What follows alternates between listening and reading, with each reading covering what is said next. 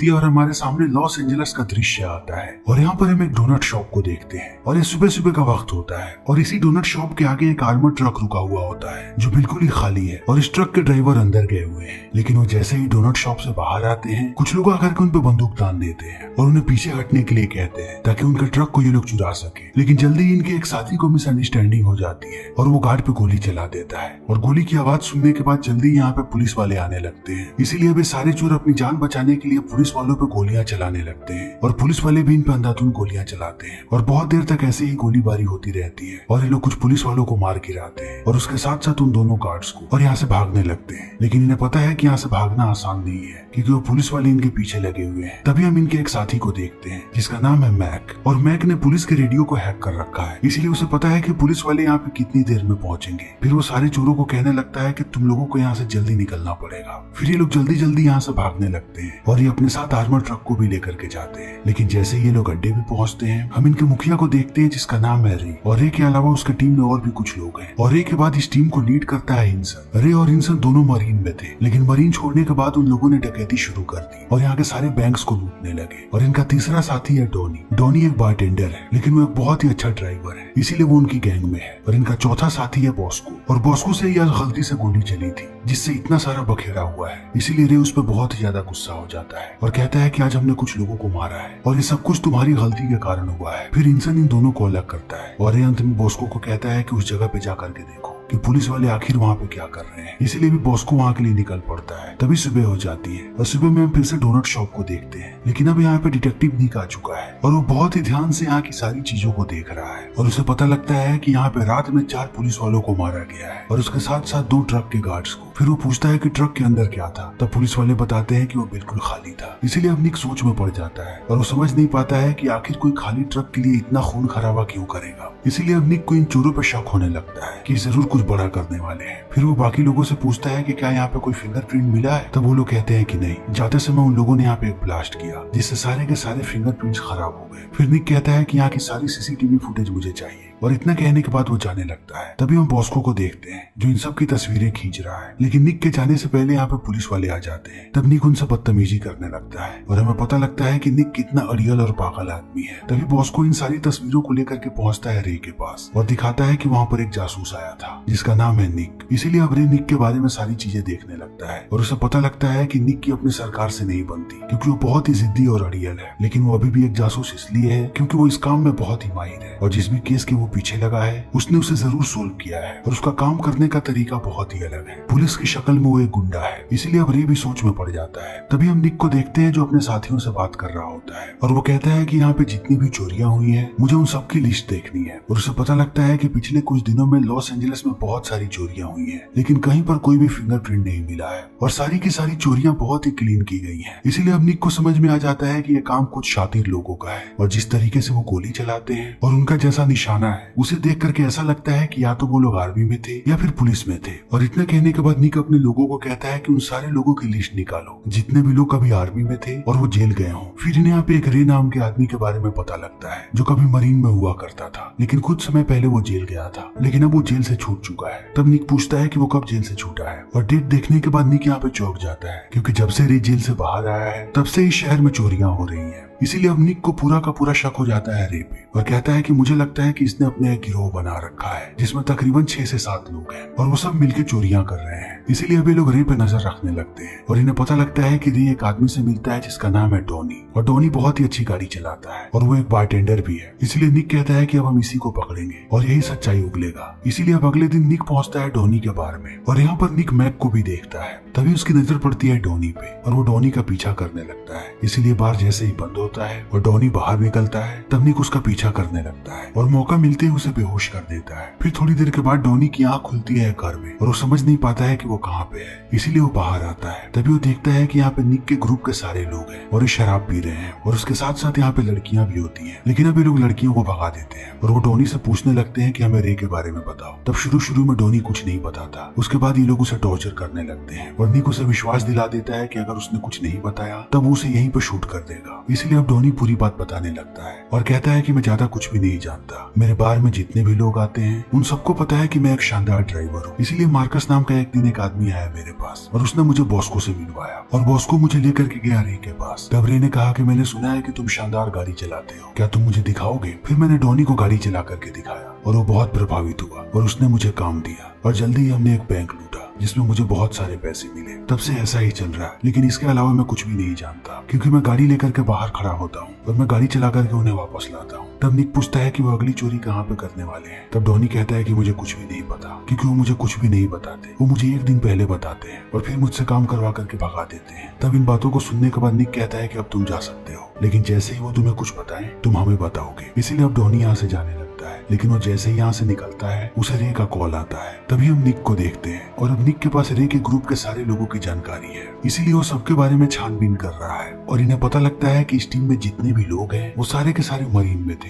लेकिन एक एक करके इन सबको निकाला गया है। लेकिन अभी तक ये अपनी हरकतों से बाज नहीं आ रहे हैं। लेकिन निक के लिए सबसे बड़ी मुसीबत यह है कि उसके पास कोई भी सबूत नहीं है, इसीलिए ये लोग इंतजार कर रहे हैं कि अब ये लोग अगली चोरी करें, तब ये लोग रंगे हाथों उन्हें पकड़े। तभी हम रे को देखते हैं जो अपने पूरे ग्रुप को लेकर के जाता है यहाँ का रिजर्व बैंक के पास और कहता है कि आज तक लॉस एंजेलिस रिजर्व बैंक में कोई नहीं घुस पाया है। बहुत लोगों ने कोशिश की है लेकिन सबने अपनी जान खोई है, इसीलिए ये काम लगभग नामुमकिन है, लेकिन हम इसे करेंगे। इसीलिए अब रे अपनी प्लानिंग करने लगता है और वो सबको बताता है बैंक के बारे में और कहता है कि इस बैंक में घुसना बहुत ही मुश्किल है क्योंकि जैसे ही तुम गेट पे पहुंचते हो वो तुम्हारा आईडी कार्ड मांगते हैं और तुम्हारे चेहरे को स्कैन करते हैं और उनके पास पूरी दुनिया का डेटा है। इसीलिए अगर तुमने किसी भी देश में कोई भी क्राइम किया है तब उन्हें पता लग जाएगा। लेकिन इस बैंक में सारे लॉस एंजेलिस का पैसा आता है और वो सारा का सारा पैसा जाता है बेसमेंट में। फिर उन सारे पैसों का नंबर कंप्यूटर में नोट किया जाता है। इसीलिए अगर किसी ने वहाँ पे पैसों की हेरा फेरी की और उसने उन पैसों को बाहर खर्च किया तो वो झट से पकड़ा जा सकता है क्योंकि उनके पास नोट का नंबर है। लेकिन यहाँ पे जितने भी पुराने नोट आते हैं उन्हें एक बार कंप्यूटर में डाला जाता है, उसके बाद उन सारे के सारे नोटों को बर्बाद कर दिया जाता है और उनके नंबर्स भी मिटा दिए जाते हैं। इसीलिए अब उन नोटों का कोई वजूद नहीं होता, नोट कचरे में चले जाते हैं और वो हर रोज 30 मिलियन डॉलर्स को कचरा बनाते हैं। फिर एक कचरे की गाड़ी आती है और वो सारे के सारे पैसों के भूसे को लेकर के चली जाती है और अगर हमने उन कचरे वाले 30 मिलियन डॉलर्स को चुराया तब वो पैसे हमारे होंगे और उसे कोई कहीं भी नहीं ढूंढेगा। तब इन बातों को सुनने के बाद सारे लोग सोच में पड़ जाते हैं और कहते हैं कि आखिर हम अंदर कैसे जाएंगे। तब रे कहता है कि आर्मर ट्रक में बैठ के जिसे हमने चुराया है, क्योंकि पीछे कोई भी सिक्योरिटी नहीं होती और ज्यादा सीसीटीवी कैमराज भी नहीं है, वो सिर्फ ड्राइवर को देखते हैं। लेकिन अब हमें किसी को बैंक के अंदर भेजना है और इनके पास एक ही क्लीन बंदा है और वो है डॉनी। इसीलिए अगले दिन वो लोग उसे कुरियर बॉय बना करके अंदर भेजते हैं और डॉनी 2 पार्सल लेकर के जाता है अंदर और उसे एंट्री भी मिल जाती है क्योंकि उसने एक बंदे का आईडी कार्ड चुराया होता है। फिर वो अंदर जाता है और एक महिला को खाना देता है और दूसरा पार्सल वो ले जाकर के वॉशरूम में छुपा देता है। लेकिन वो जैसे ही बाहर निकलता है निक के टीम वाले उसे देख लेते हैं क्योंकि वो हमेशा ही डॉनी पर नजर रखा करते थे। लेकिन अब इस चीज को देखने के बाद निक परेशान हो जाता है और कहता है कि उनकी औकात नहीं है कि वो रिजर्व बैंक को लूटे और वो इतने बेवकूफ भी नहीं हो सकते। लेकिन निक को ये बात भी पता है कि ये लोग पागल हैं और ये कुछ भी कर सकते हैं। लेकिन निक के लिए सबसे बड़ी मुसीबत ये है कि वो रिजर्व बैंक से बात नहीं कर सकता क्योंकि वो उसकी बात कभी नहीं सुनेंगे। इसीलिए निक कहता है कि अब हमें उन पर नजर रखनी है। फिर वो रात में उस जगह पे पहुंचता है जहाँ पर रे अपनी पूरी टीम के साथ डिनर कर रहा होता है। इसीलिए वो चला जाता है डॉनी के पास और डॉनी को कहता है कि मैं तुम्हें जानता हूँ, हम लोग जिम में मिले थे, तुम यहाँ पे क्या कर रहे हो। तब इस चीज को देखने के बाद रे के सारे लोग परेशान होने लगते हैं। फिर निक एक एक करके सबसे बदतमीजी करने लगता है और जल्दी यहाँ पे लड़ाई का माहौल बन जाता है। लेकिन निक के टीम वाले उसे वापस ले जाते हैं और रे भी अपनी टीम के साथ पहुंचता है अपने अड्डे पे। तब ये सारे लोग डॉनी पे बहुत ही ज्यादा गुस्सा होते हैं और ये डॉनी को मारने की प्लानिंग बनाने लगते हैं। तब रे उस पर बंदूक तानता है और कहता है कि मुझे अभी के अभी पूरी सच्चाई बताओ कि तुमने उन लोगों को क्या बताया। तब डॉनी यहाँ पे सब कुछ बताने लगता है और कहता है कि उन लोगों ने मुझे पकड़ा था, तब मुझे पता लगा कि वो हम सबके बारे में जानते हैं और वो बस इंतजार में है कि हम कोई गलती करें और वो हमें पकड़ ले और वो हमें रंगे हाथों पकड़ना चाहते हैं। तब इन बातों को सुनने के बाद रे कहता है कि उन लोगों से जाके कह दो कि हम फ्राइडे को चोरी करने वाले हैं और किसी भी कीमत पे हमारा फैसला नहीं बदलेगा। इसीलिए अब डॉनी यहाँ से निकल जाता है और पहुंचता है निक के पास। तब निक उससे पूछने लगता है कि उनकी प्लानिंग क्या है। तब डॉनी यहाँ पे पहले गुस्सा करता है निक पे और कहता है कि तुमने मुझे मरवा दिया था, उन सबको मुझ पे शक हो गया था, इसलिए वो मुझे मारने वाले थे, लेकिन अंत में उन लोगों ने मुझे छोड़ दिया। लेकिन तुम्हारा पाला बहुत ही गलत लोगों से पड़ा है क्योंकि वो तुमसे भी ज्यादा ढीठ है और वो फ्राइडे को चोरी करने वाले हैं और उन्हें कोई भी नहीं रोक सकता। तब निक कहता है कि कौन सी जगह पे वो चोरी करने वाले हैं। तब डॉनी कहता है कि मुझे पता नहीं क्योंकि वो मुझे कभी भी अपनी प्लानिंग नहीं बताते, इसलिए मुझे जगह के बारे में फ्राइडे को ही पता लगेगा, तब मैं तुम्हें बता दूंगा। इसीलिए अब डॉनी यहाँ से निकल जाता है और निक पहुंचता है एक नाइट बार में जहाँ पर एक लड़की उसके पास आकर के डांस करने लगती है। फिर वो उसे अपने कमरे पे ले जाती है और निक जानता है कि इस लड़की के ताल्लुकात रे से है, इसलिए वो भी उसके करीब जाने लगता है। वो लड़की उसे बता देती है कि ये लोग अगली चोरी करने वाले हैं पिको रिवेरा बैंक में, इसलिए अब निक भी खुश हो जाता है। लेकिन जब निक सुबह सुबह यहाँ से निकल रहा होता है तभी वो यहाँ पे रे को देखता है और हमें पता लगता है कि रे ने ये सब कुछ जानबूझ के किया था और उसने ही अपनी गर्लफ्रेंड को कहा था कि वो निक के पास जाए और उसे बैंक का नाम बताए। और अब सारे लोग तैयारी करने लगते हैं। रे यहाँ पे सबको बंदूकें देता है और वो आज एक बंदूक डॉनी को भी देता है और दूसरी तरफ निक भी अपने सारे आदमियों के साथ तैयार हो जाता है और निकल पड़ता है बैंक की तरफ। तब तक ये लोग बैंक के अंदर दाखिल हो जाते हैं और देखते ही देखते सारे लोगों को बंधक बना लेते हैं और उनके चेहरे पे मास्क लगा देते हैं। फिर ये जाता है यहाँ के मैनेजर के पास और कहता है कि पुलिस वालों को कॉल करो और उन्हें हमारी शर्तें बताओ कि हमें एक हेलीकॉप्टर चाहिए और उसके साथ साथ $10 मिलियन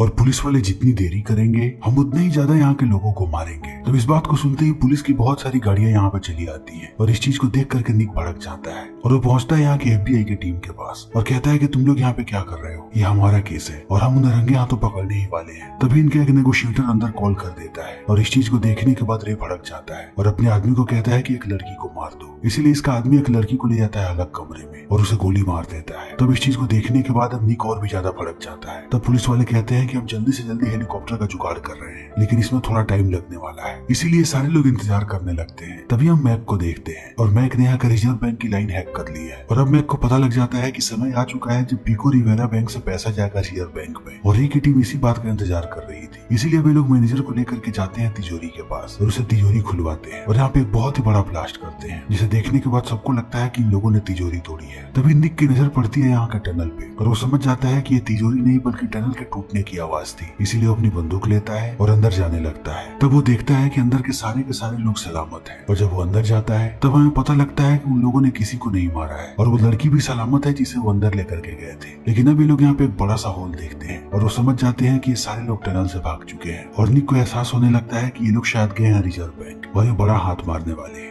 इसीलिए ये लोग यहाँ से निकलने लगते हैं लेकिन वो FBI को कुछ भी नहीं बताते। तभी हम रे को देखते हैं जो अपने ट्रक में पिको रिवेरा के सारे पैसों को रख करके पहुंचता है रिजर्व बैंक, क्योंकि इनके पास यही एक रास्ता था अंदर जाने का। फिर लोग गाड़ी से पैसों को बाहर निकालते हैं और लेकर के जाने लगते हैं बैंक के अंदर। तब हम देखते हैं कि डॉनी इन पैसों के बॉक्स के अंदर छुपा हुआ है और वो उस जगह पे चला जाता है जहाँ पे सारे पैसों को काउंट किया जाएगा। तभी हम बॉस्को को देखते हैं जो यहाँ की बिजली काटने लगता है और डॉनी एक मशीन निकालता है जिससे वो यहाँ के सारे कैमराज को ऑफ कर देता है और इस कमरे की अब कोई भी इमेज नहीं होती कंट्रोल रूम में। इसीलिए डॉनी अपने बॉक्स से बाहर निकलता है और दूसरे बॉक्स में से वो पैसे निकाल करके एक बैग में भरने लगता है और कचरे के डब्बे में फेंकता है। डॉनी अभी उस बॉक्स से पैसे निकाल रहा है जिसको पहले ही गिन लिया गया है और अब उसे कोई नहीं गिनेगा। वो सारे लोग उन पैसों को कचरा बना देंगे और डॉनी जितने पैसों को कचरे में फेंक रहा है वो सारे पैसों को कचरे वाली गाड़ी बाहर लेकर के चली जाएगी। लेकिन डॉनी के पास बहुत कम टाइम है क्योंकि कंट्रोल रूम में पता लग गया है कि वहाँ के कैमरे में कुछ नजर नहीं आ रहा, इसीलिए वो यहाँ के गार्ड्स को लेकर के आ रहे हैं। तब तक डॉनी बहुत सारे पैसों को कचरे में फेंक देता है और खुद चला जाता है एयर कंडीशनिंग टनल में। तभी यहाँ पे गार्ड्स आते हैं और वो पिको रिवेरा के पैसों को गिनने लगते हैं और पैसे बिल्कुल बराबर होते हैं। जितने पैसे बैंक से आने थे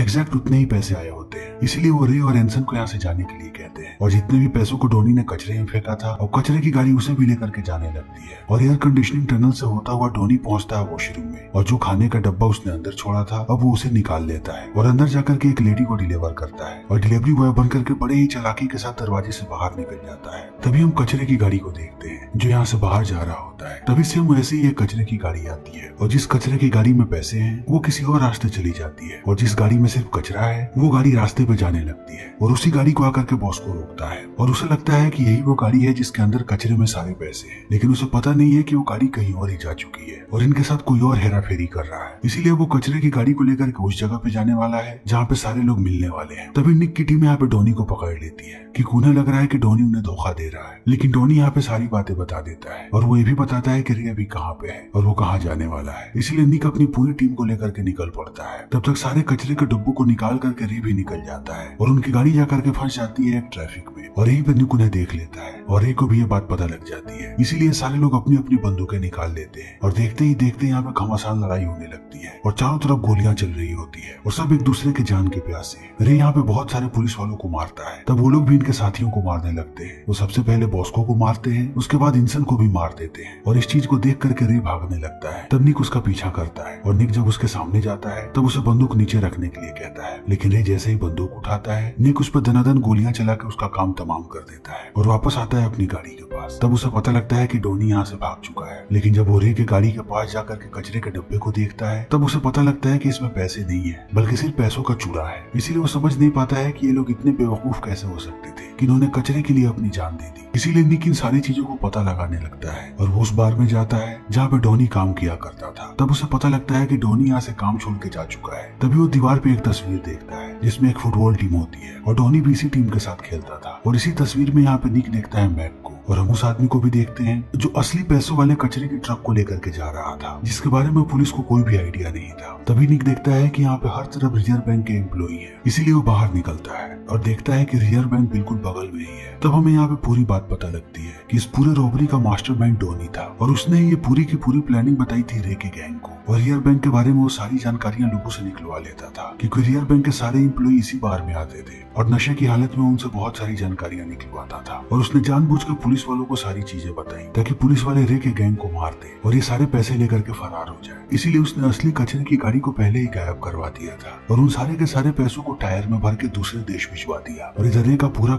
गैंग खत्म हो गया। तभी हम डोनी को लंदन में देखते हैं और इस बार वो फिर से बारटेंडर है और ये बार डायमंड एक्सचेंज के बिल्कुल सामने है। इसीलिए जब वहाँ का एक एम्प्लॉई अंदर आता है तब डोनी उसे एक ड्रिंक अपनी तरफ से देता है और हमें समझ में आता है कि इनका अगला टारगेट अब डायमंड एक्सचेंज है। और इसी के साथ ये फिल्म यहीं पे खत्म हो जाती है। तो दोस्तों हमारी आज की वीडियो यहीं पे खत्म होती है। अगर आपको हमारी ये वीडियो पसंद आई हो तो इसे लाइक करें, शेयर करें और चैनल को सब्सक्राइब करें। Thank you.